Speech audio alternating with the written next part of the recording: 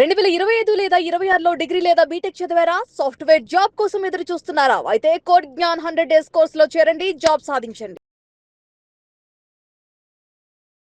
నమస్తే.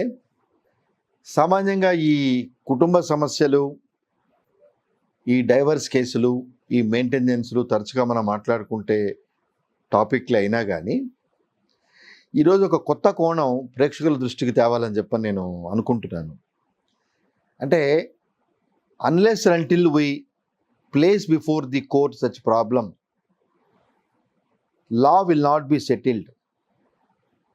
అంటే ఈ ప్రామాణికాలు ఉన్నాయా లేదా అని డిసైడ్ చేయాలంటే మనకున్న సమస్యల్ని, ముఖ్యంగా కుటుంబ సమస్యల్ని, ఈ మెయింటెనెన్స్ విషయంలో ఈరోజు మెయిన్గా నేను ప్రేక్షకుల దృష్టికి తేవాలన్న టాపిక్ ఈ మెయింటెనెన్సు భరణం అనేది ఈ డైవర్స్ కేసులు జరిగినప్పుడు కానీ, లేకపోతే దూరంగా ఉన్నప్పుడు కానీ భార్యాభర్తలు తనను తాను సర్వే అవటానికి భార్య పిల్లలకి సంబంధించి భర్త నుంచి మెయింటెనెన్స్ కోరటం అనేది జరుగుతూ ఉంటుంది. సెక్షన్ 125 సిఆర్పిసి కానివ్వండి, హిందూ మ్యారేజ్ యాక్ట్ కింద కానివ్వండి, డొమెస్టిక్ వైలెన్స్ కింద కానివ్వండి, మెయింటెనెన్స్ కోరుతూ ఉంటారు.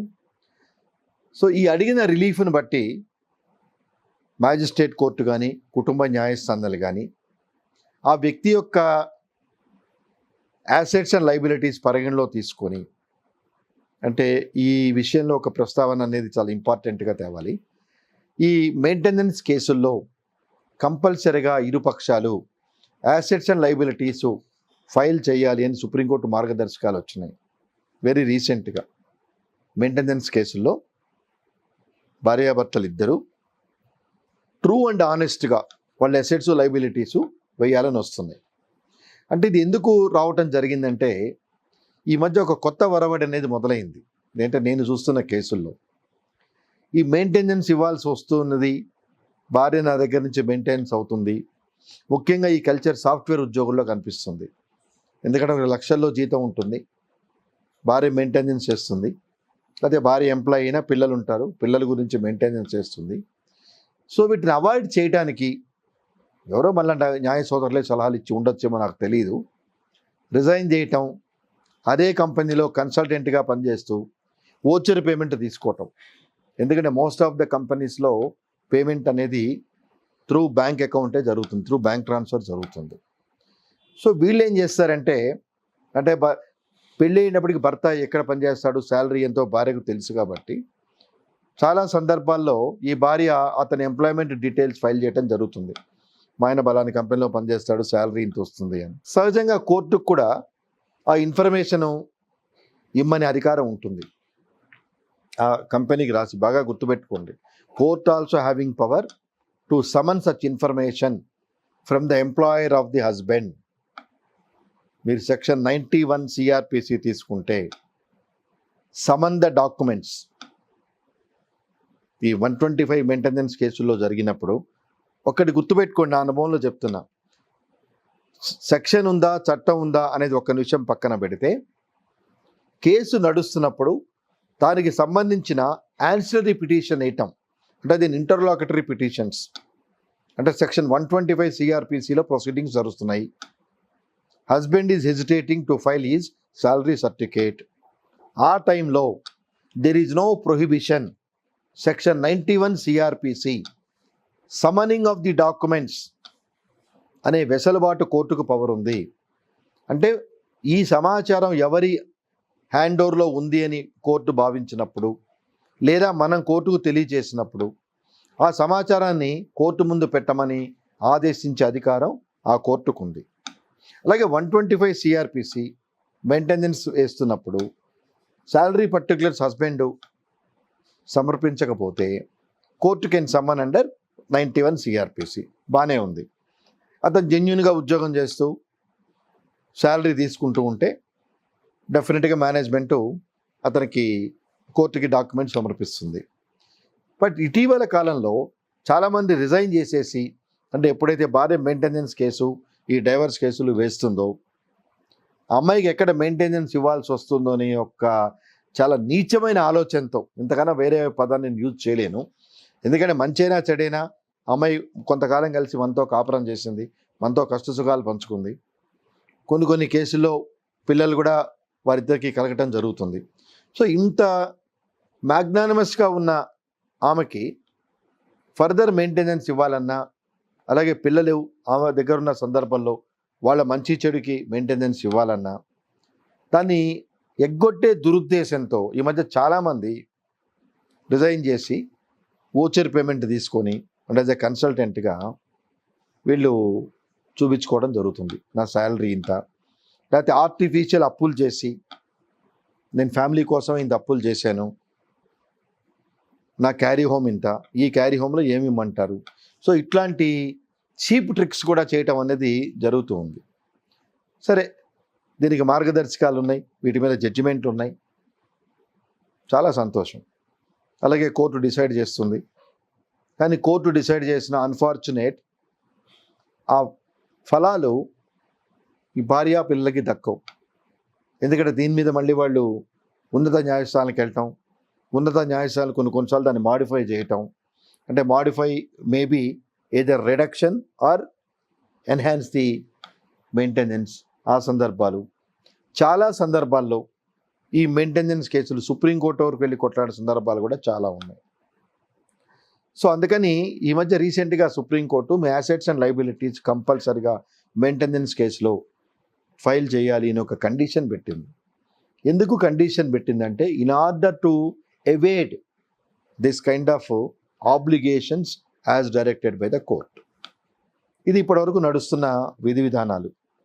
అలాగే కొంచెం డెవలప్మెంట్ జరిగి వైఫ్ కనుక చదువుకున్న అమ్మాయి లేదు, ఆల్రెడీ ఉద్యోగం చేస్తుంది, ఉద్యోగం లేదు, if she's capable enough to survive on her own by virtue of her education అని కనుక మనం ప్రూవ్ చేస్తే కొన్ని సందర్భాల్లో కోర్టు లీనియంట్ వ్యూ తీసుకొని ఓకే వైఫ్కి ఇవ్వాల్సిన పని లేదు, పిల్లలకి మెయింటెనెన్స్ ఇవ్వండి అనే మార్గదర్శకాలు ఇచ్చే సందర్భాలు కూడా చాలా ఉన్నాయి.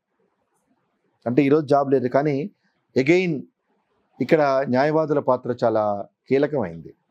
అమ్మాయి చదువుకుంది కరెక్టే, she's capable enough to do job and survive on her own, but ఈ రోజున తనకి జాబ్ లేదు. బాగా గమనించుకోండి, అన్ని చట్టాల్లో ఉండవు, అన్ని జడ్జిమెంట్లో ఉండవు. మనం తీసుకునే స్టెప్స్, యాక్టివిటీసే కోర్టు ఒక ఫైనల్ వర్డిక్ట్ అనేది ఇస్తుంది, అవే తీర్పులుగా వస్తాయి. బాగా గమనించండి ప్రేక్షకులు.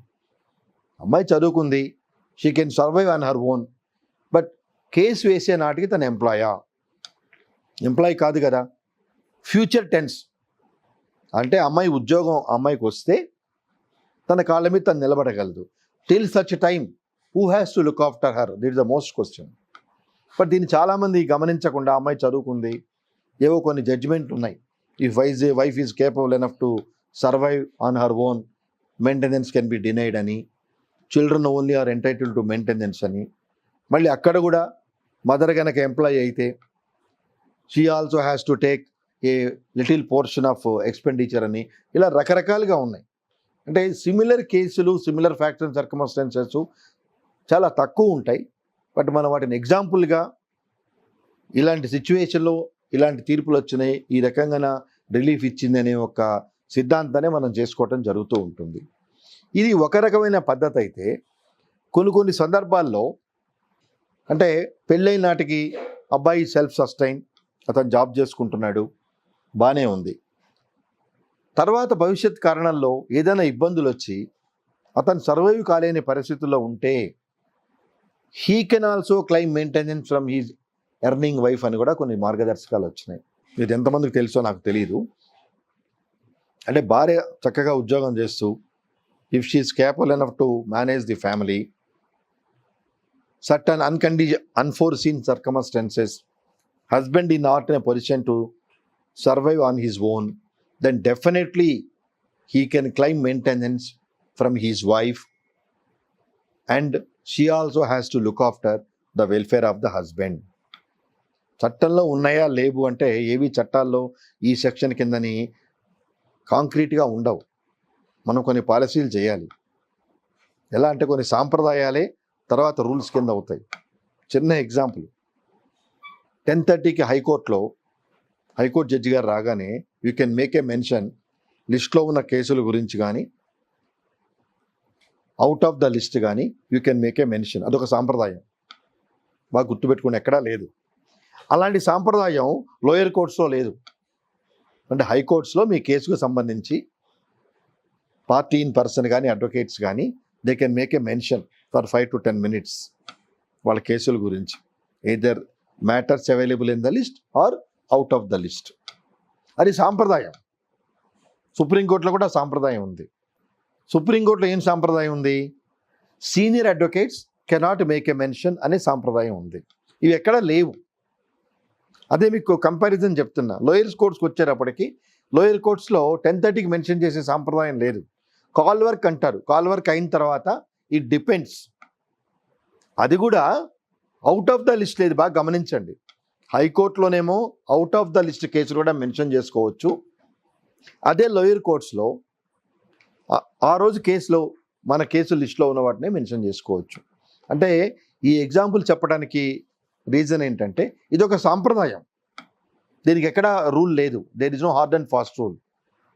అలాగే కొంతమంది జడ్జీలు హైకోర్టులోనే, అంటే మేము చూసిన తెలంగాణ హైకోర్టులో మీరు 12 గంటలకి మెన్షన్ చేసుకోండి అని చెప్తారు. 10:30కి ఉండదు, 12 గంటలకి. అంటే అది ఒక వెసలుబాటు. సో ఇలాగే ఇప్పటి వరకు చట్టాలు భార్యకి పిల్లలకి మెయింటెనెన్స్ ఇవ్వాలన్నారు కదా, మీరేంటండి భర్త కూడా మెయింటెనెన్స్ అడగచ్చు, ఇది ఎక్కడ ఉంది అని కనుకంటే దానికి నా సమాధానం, ఎవరో ఒకళ్ళు ప్రయత్నించండి, కోర్టు దాని మీద ఫైండింగ్ ఇవ్వండి, ఆ ఇచ్చిన ఫైండింగ్ని రాజ్యాంగ న్యాయస్థానాలు నిర్దేశించండి, అది ఒక జడ్జిమెంట్ కింద కాదు. Unless and until you try, let us make an attempt. అంటే ఈ కార్యక్రమం వినే ప్రేక్షకులు ఎవరైనా భార్యలు మంచిగా సస్టైన్ అవుతూ ఏ కారణాల చేతైనా భర్త if is not in a position to maintain the family, అతని ఇల్ హెల్త్ కావచ్చు, ఇలాంటి ఫిజికల్ సడన్గా after marriage he met with an accident or he's not in a position to survive himself అయినప్పుడు let us make an attempt. దాన్ని court ఎలా ఇస్తాయో చూద్దాం. ఎందుకంటే సాంప్రదాయాలు, కోర్టు తీర్పులు ఇవే ప్రామాణికాలు. So hard and fast rule కింద ఎప్పుడు వెళ్ళొద్దు. మెయింటెనెన్స్ ఆడవాళ్ళకే ఇవ్వాలి అంటే today even women also become financially so sound as well as they are also so much educated on par with men. Similarly they are also occupying very good and sensitive and prestigious jobs. అన్ని రంగాల్లో వాళ్ళు జెంట్స్తో సమానంగా ఉన్నారు.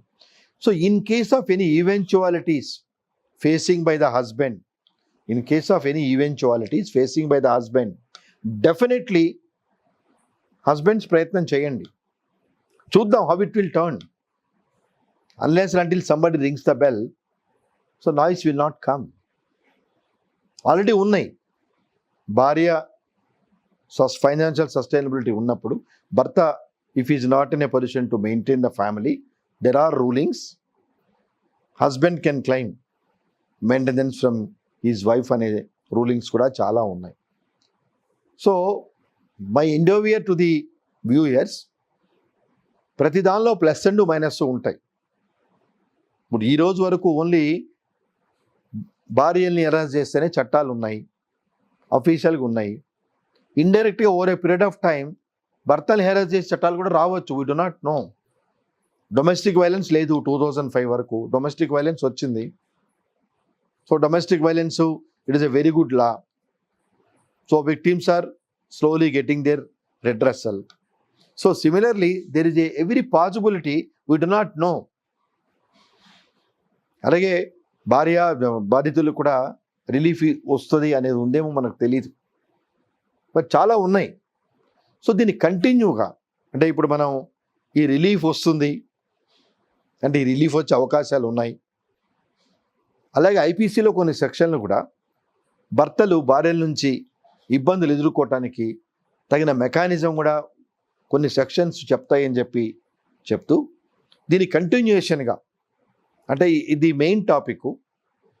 భర్తలు harassment చేసినప్పుడు భార్యలకి ఎలా 498 domestic violence ఉన్నాయో, సిమిలర్లీ ఇండియన్ పీనల్ కోడ్లో కూడా భార్యలు హెరాస్మెంట్ చేసినప్పుడు భర్తలు కూడా they can take remedies in accordance with law అనే విషయాల్ని నెక్స్ట్ కార్యక్రమంలో మాట్లాడుకుంటూ నమస్కారం. సుమన్ టీవీలో మీ పర్సనల్ అండ్ బిజినెస్ ప్రమోషన్స్ కోసం కింది నెంబర్కి కాంటాక్ట్ చేయండి.